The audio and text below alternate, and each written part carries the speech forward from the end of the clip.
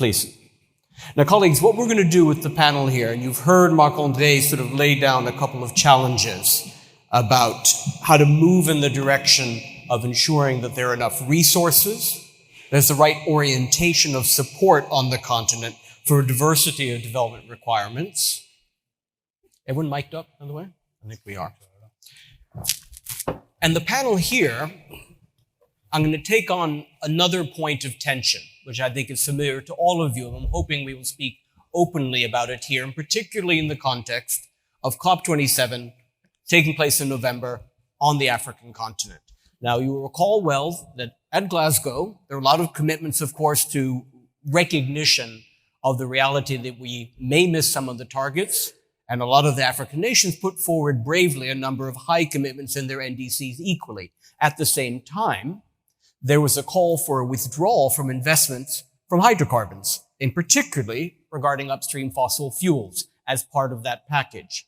Now, the question, the hypothesis for this panel is what constitutes a just transition for Africa, which has a long road to run in terms of human and economic development, hopefully on a sustainable path, but where do those two paths meet? And, again, in the spirit of Marc-André's commentary, is it clear that the partners that work on Africa, and I will say as a private sector investor myself as well, including public sector partners, are they able to run across the range of instruments and sectors, in the energy sector, for example, that cover all the requirements on the continent? So to address this challenge, I have a couple of colleagues which cover both the public sector, we have a private sector developer, we have a colleague who's a policy advocate for many years, and luckily a private sector investment banker as well. I think my colleagues here are known to many of you. Sanjeev Gupta, Executive Director at the AFC. Jennifer Boca, in charge of ESG at Lekela. A number of you will know them as a renewable energy operator and sponsor on the continent. Joel Kibazo, an ex-colleague of mine from the African Development Bank, and today senior advisor at C-Pesa. And finally, Daniel Hanna, who I'm sure many of you know, global head of sustainable finance at Standard Chartered. So I'm going to kick off with Sanjeev. Now, you've heard me pose the challenge as a constructive tension about pursuing a sustainable scenario, as the IEA calls it, for Africa, but balancing out practically with other human and economic development requirements. Where does AFC ride along these lines? Okay, so good afternoon, everybody. And just a little correction. We are not just public sector, as you know. We raise a lot of money from the private sector, but we have kept it very private. Nobody seems to know. So that's besides the point. When we talk about this whole saga around renewables and the discussion around it, for those of you who have listened to Billy Joel, there is a perfect song that describes it, that we didn't start the fire, right? Because we didn't. But we feel the heat. We feel a hell of a lot of heat. Because at a very basic level, the impact of climate change is felt so much more in Africa. We see rivers drying up, we see rain patterns changing, we see crops perishing, we see livelihoods being destroyed, we see human lives being destroyed. So to us, the climate agenda is not a theoretical discussion. It's a real discussion that affects us in real terms, right? However, where the challenge and the dilemma, therefore, comes for us, Chris, is that this whole climate agenda has to be seen in the context of the SDG goals. We have a triple challenge. We have the climate agenda to deal with, we have economic development to deal with, and we have the energy crisis to deal with, right? So whilst we are dealing with all this, with our means and our dexterity and our resourcefulness, helping ourselves, we get very confused, Chris. We get confused because even after COP 2016 announcements, we see close to $4 trillion of money having gone to fossil fuels. We see Citibank CEO, BlackRock CEO saying how a march towards renewable at the expense of everything else is not viable. Then we see that when we go and raise money, we are told, we don't like your oil and gas footprint. So it confuses us because, we get confused easily about the global issues that affect us disproportionately. Because the fact remains, and I think Samaila, the president of AFC, made a comment in his opening speech, that why can't the world understand that the problems that you're trying to deal with, large part of them, the solutions are to be found in Africa. The food security, the energy security, the climate agenda itself. We are providing free lungs to to the world, because of the forests we have. So my position, therefore, and AFC's position, therefore, is nobody is denying or rejecting the climate agenda. But there has to be some pragmatism. Somebody asked me actually at an interview this morning that what is your decision on how you want to bring Africa to net zero? I said, we are net negative already. We don't have to get to net zero. Come and get us, right? So my position, AFC's position, pragmatism. We fully know that what we want, we will not get unless we negotiate. And that's where our positioning is. Now, on the question, so it's a false trade-off, therefore, that I've posed. In fact, whatever you negotiate, indeed, there's room to bring in additional partners to run, and I think it's probably too modest to say you're not thinking sharply and clearly at AFC, which you do. Where do you want them to run alongside you exactly? So, it's not about the tyranny of the or. It's really about the and. That if you look at AFC's projects, if you look at AFC's current pipeline, you will see a very, very healthy flow of renewable projects. As a matter of fact, we were the first African institution to have been accredited by the Green Climate Fund. We did a green bond recently. So our credibility in that space is undisputed. However, our credibility with our member nations, the continent that we serve, has to also recognize that there is a development agenda at the back of it all. So to me, it's not about not doing renewables. It is firstly about getting those renewable pledges in, by the way, Christopher. That itself, I think you should discuss, that where are those pledges? And secondly, it's about how do you create gas, for example, as a transition fuel? As we like to say, and I want to say it, that large amounts of Africans today are burning wood for energy, right? And that cannot be a healthy way towards an energy sustainability. Gas has to work as the transition fuel so that LPG, LNG works for us. That's how I see it. And AFC can invest in gas. You can support Moduji's LNG project, for example. Yeah.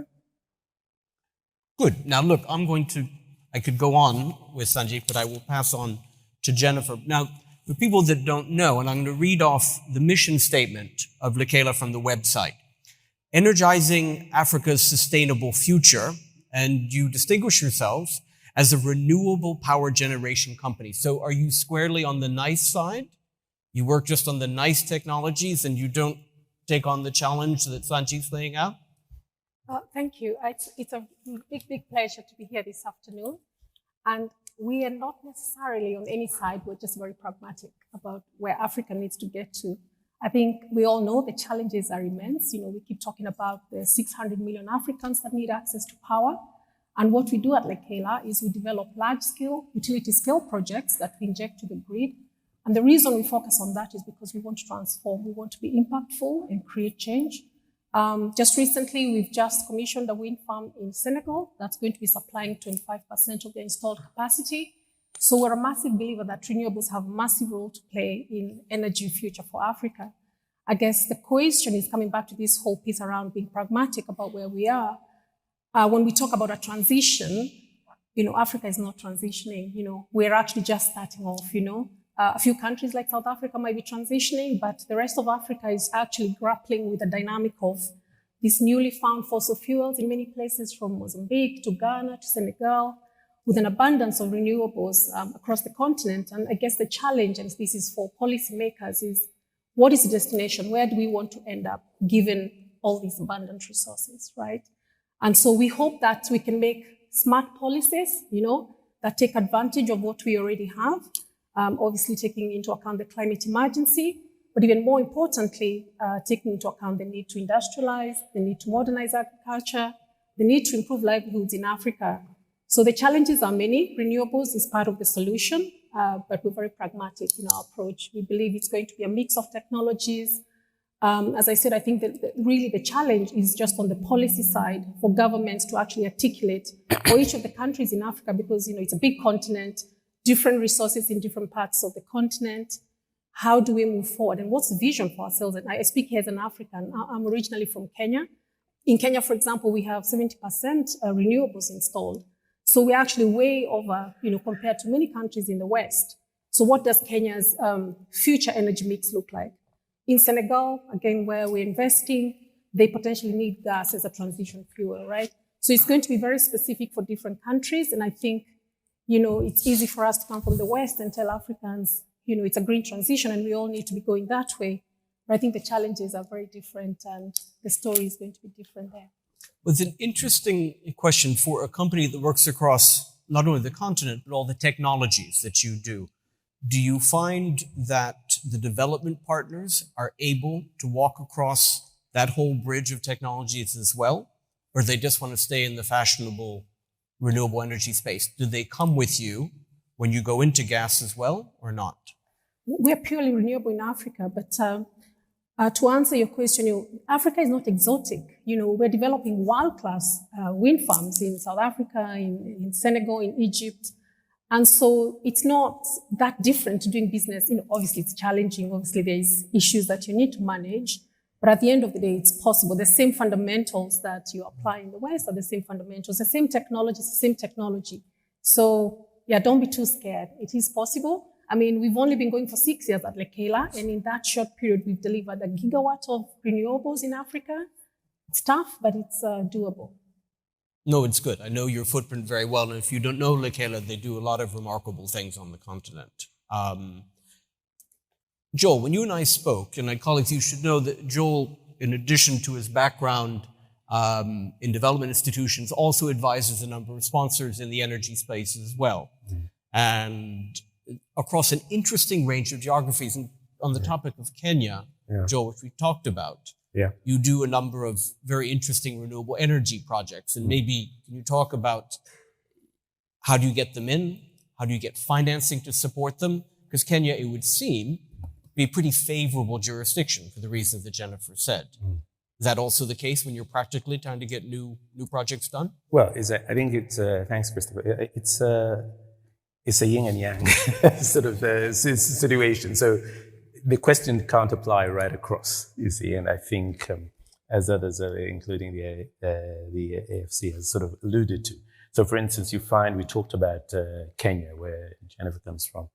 You find geothermal is the key thing. Now you find that financing of something like geothermal is, it has become sort of the thing within this space. So it's not difficult to get the financing. And in fact, Kenya will soon have perhaps the biggest geothermal plant in the west of Kenya in the world.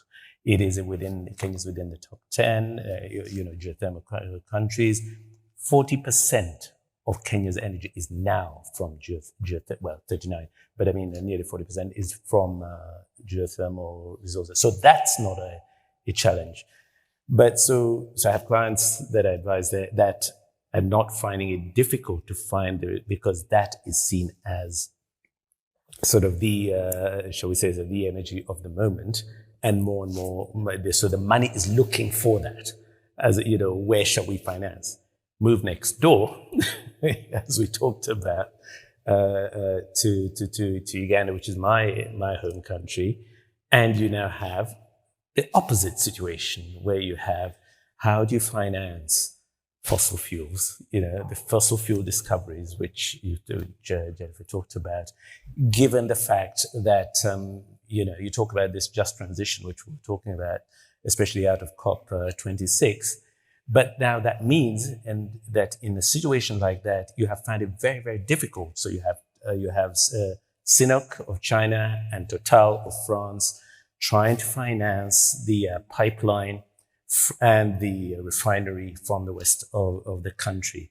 And frankly, it has become a struggle to find that financing. Now, part of that has been simply on a business case, to be fair. And I mean, people do look at it and find it. But a lot of it has come, the restrictions and the challenges have come about purely because of this whole business of trying to escape from fossil fuels. And so when you talk about this just transition, is it just to immediately sort of blacklist a country, or should we be looking for nuance and saying that we should consider stages of development, and rather than having a blanket coverage, because then that also sort of sends off the finances, because they think we should not be financing that. I'll give you one more thing you sort of were talking about earlier today, was the fact that you take institutions, including our old institution that says, no longer financing of coal across the continent, you see. This morning we learned that the United Kingdom is seeking coal supplies from Zimbabwe. You see, now, post COP26. Sense of irony. Well, with the sense of irony. So and it's seeking ways in which that will be financed from the project in Zimbabwe. So if we also take into consideration some of the points that Somalia talked about early in the morning, including the transportation, what is it that we're talking about? You see the right challenge, the real challenge there is. So what I would say is that it's nuance. It's the failure for nuance. When Ukraine hit, suddenly coal was fine. You see? And yet you cannot now finance, deposits that have been certified, and a pipeline that has been sort of negotiated to Tanzania. And we had the Tanzania panel representative here earlier. They didn't mention it, but that's one of the challenges that they're facing, that the pipeline going from Uganda through Tanzania is struggling to be financed. So we cannot just have a blanket one size fits all. What we need within the energy space is an agreement that will say we shall have a mixture of both renewables and what some may call the old technologies better, and fossil fuel, and then see how that adjustment will be made going forward. I mean, I think, Joel, there are a couple of issues there. And for colleagues, if you're aware of some of the tensions around the East Africa crude oil pipeline, it's been a very visible exercise. A lot of NGOs have raised a lot of noise. In part, I think, Joel, because it's a pipeline. Yes. And because there's population displacement, it covers a lot of territory. So it's a complex asset. So I think you're right. I'm not saying it's not a challenge either for Uganda or for the Tanzanian governments, but there are other issues beyond just the green, not green point. And I guess it's a question, it's the natural patrimony in Uganda, the gift from God in Lake Albert, is it still competitive? That's another question. That's a bigger development question as well. I'm not saying it's good news, but it's a question to pose. Yeah, I think if it's being done purely on business terms, so if I go to finance and say, what are my returns going to be? And therefore it's a hard business decision, then that's sort of, it's business, and that's what it makes. I've looked at it and I've decided that this project does not fit my portfolio or the risks inherent thereof. However, much of this, the lack of financing, banks have said that actually it is the protests. We might have even considered it, but it's the protests that have put us off.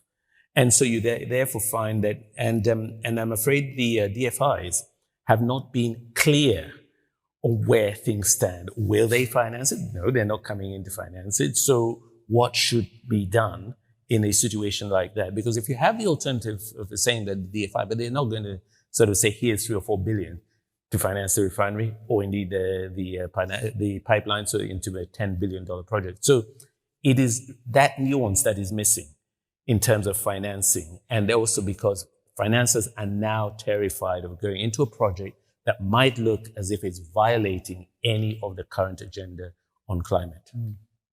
No, I think it's a really important point. You haven't said it, but I will. I think there may also be some double standards regarding the continent as well. Far be it for me to say. Talk about double standards. Daniel, from the point of view of a very prominent emerging market bank, which Standard Chartered is, and proud of the fact that you operate everywhere. Now, on the panel here, we have covered a lot of interesting spaces, including renewable energy producers that are easier to finance because they appeal. And Joel very helpfully has put his finger on a complex, it's a complex set of issues which are tricky from the point of view of a commercial bank. How does Standard Chartered work its way through this thicket on the continent in particular? No, thank you very much. And a very big thank you to Africa Invest for, I think, what's been a fantastic and very timely conference. And it's great to be part of such a prestigious panel on this very important topic as well. I mean, maybe just to frame it, ahead of COP last year, we came out, Standard Chartered came out with our net zero commitment on our financed emissions. So we said we'd be net zero in terms of our own operations, our buildings and the like by 2025. But in terms of the impact of our financing, that we would be net zero by 2050.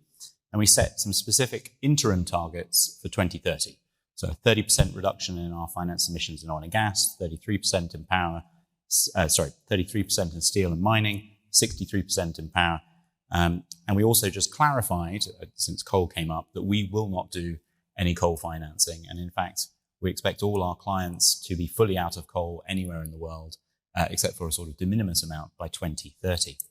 And we'll publish each year where we are tracking against our overall baseline of financed emissions. And at the moment, we're assessing all our clients in these sectors against how they stack up to that net zero pathway. And also, whenever we do a project, we're also now assessing how it factors in terms of that overall commitment. So that's very much, if you like, now being baked into how we operate as an institution. But I think we would agree absolutely with what the panel says, which is net zero is absolutely not an option without a just transition. But I think, if I may, let me unpack a just transition. It gets used a lot as a term, and I actually think we muddle two separate concepts. The first one is around climate justice. And I think we absolutely, having been on the continent for over 100 years, passionately believe that there is a fifth of the world's humanity on the continent, and it accounts for less than, 3% of total emissions.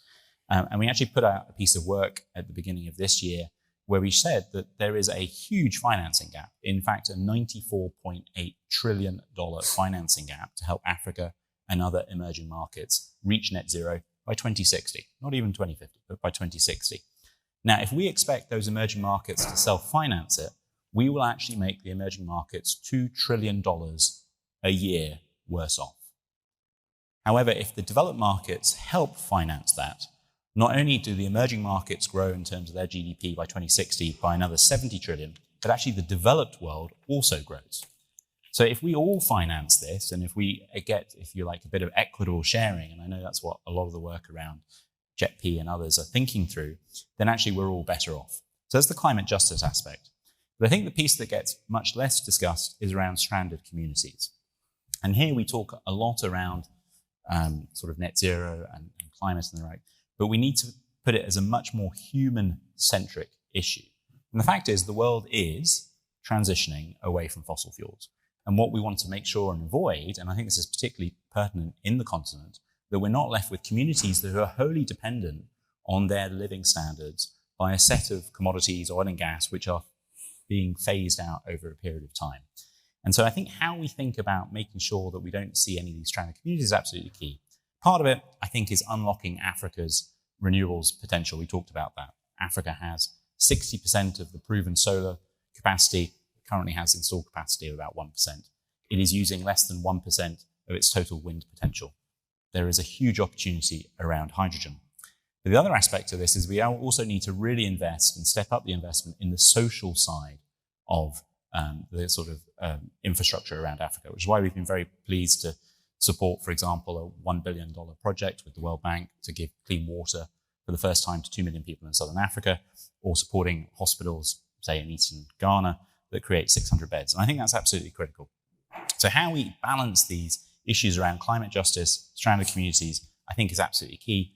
One thing I would absolutely suggest is that we need to start moving from sort of very high statements around just transition and really start calculating, if you like, direct transaction principles around how would you assess something as being aligned to a just transition or not? How do you balance that up? And that's a piece of work that we're very much undertaking. I think a couple of other things, I know I've been talking a lot, is around we need to democratize the access to sustainable finance. It's great that AFC have done green bonds, but actually the reality is, despite all the trillions of dollars now being raised, very little is going into Africa. Carbon markets, also a huge opportunity, and I think I would echo around blended finance. Let me stop there. Well, last question, Daniel, and I hear the point about broadening out embrace of social infrastructure. I think everyone would agree. and I speak also here as MUFG with a lot of the same commitments Standard Chartered has made, I wonder whether we will still be relevant to some of the points that Sanjeev has pointed out. Is there some of the sectors we can't cover? Hospitals we will do, of course, all day long. Water systems in Angola, why not? It's the gas projects that are trickier, right? And we need the multilaterals are running scared, and it's only when the ECAs come in that we can actually operate at scale. I assume that's true equally at Standard Chartered, is it not? We put out our transition finance framework. We said that we would mobilize $300 billion to green and transition finance by 2030 with a focus on Africa and the other emerging markets. And in that, we set out the technologies that sort of count in that. And we put a sort of place mark for where is gas in this place. And I think we need to move from is gas transition, is it not transition, and actually start thinking more on a project by project level. It's a bit more complicated, I think. You've got to think about, is gas going to create a locked-in pathway that is going to lead to a higher set of emissions? Is it going to unlock positive social change? I think there's a lot more to that nuance, if you like, around gas transition, not transition. So I think we would assess every single project as the project itself, rather than say a blanket kind of yes, no. No, look, fair enough. And I think there are a lot of efficiency investments that we can all make and be comfortable with. Now, I want to bring it back to Sanjeev, because you raised the point about negotiation, things tangible. So what do you want to advance from that point? Yeah, so, Chris, in fact, maths was my worst subject in school, so I'm not a mathematician. But from what I understand, the net zero usually means there's a plus and there's a minus. The net is zero, right? Now, why I'm making that as the point to make is that nowhere in any literature, policy, postulation, whatever, are people talking about no fossil fuels, right? That is not what the world is talking about. As a matter of fact, by 2050 or 2060, there's going to be more than half, which is still going to be fossil fuel, right? So given that scenario, and given the short-term decision-making around energy insecurity that we see when the reasons exist, worries us. Why? Okay, just to tell you, I don't know how many of you know that the US has burnt more coal in the last year than they ever had, and they intend to burn more coal. They have started reinvesting in what is perhaps one of the dirtiest forms of fossil fuel, which are oil sands, right? So you are trying to protect your economies, you're trying to create energy security by doing exactly the things you're promising not to do. On the other hand, if you look at the gas resources that the world needs, it exists in Africa. I just read a report this morning, I don't know how correct it is, but they're saying that between all the gas reserves that's been found and the existing ones, if we could invest in them, that can replace the entire Russian gas supply in the next 10 years. That's the quantum of gas as well. So don't do it for Africa, do it for yourselves, is the way I see it. So when you ask me, what do you mean by negotiation? See, negotiations don't happen from a position of weakness. It happens from a position of strength. In Africa today, we are saying that if you want to enjoy the benefits of our natural forests, we will monetize it, okay? If you want our battery minerals, which incidentally you need for you to be able to have a carbon-friendly future and battery cars, we're going to negotiate how that's going to happen. Thirdly, the point you made, that global shipping, people forget, is the 5th or the 6th largest source of carbon emissions. And somebody made the point, I think it was Samala himself or somebody later, in fact, the minister for Africa, the UK Minister of Africa made the comment that what sense does it make for us to take stuff out of Africa, process it in China and Vietnam and bring it to Europe and creating that whole carbon trail. So our negotiation will therefore not be out of you need to help us. It has to come out of you need to help yourselves. And that's where the thesis of, or rather the realization, if you like, has to come amongst the decision makers that firstly, you are not talking of total carbon zero. You're talking of net zero. No energy mix in any country in the next 60 years planning assumes that there will be no fossil fuel. You do have issues around energy security, which is making you take short-term decisions. Like you were making the comment, the EU climate chief made the comment that it's okay for countries to burn coal as a short-term solution to Russia's challenge. He's on court, it's on public record. So I'll just end by saying that negotiation to us is not about kindness. It is about explaining to the world the naivety of their own thinking. Remember the point that was made, that let's not overestimate the intelligence of the capital custodians. And that's what we need to dispel. I think you'll agree that it's definitely the point on which to end this panel, and I thank Sanjeev for Thank you.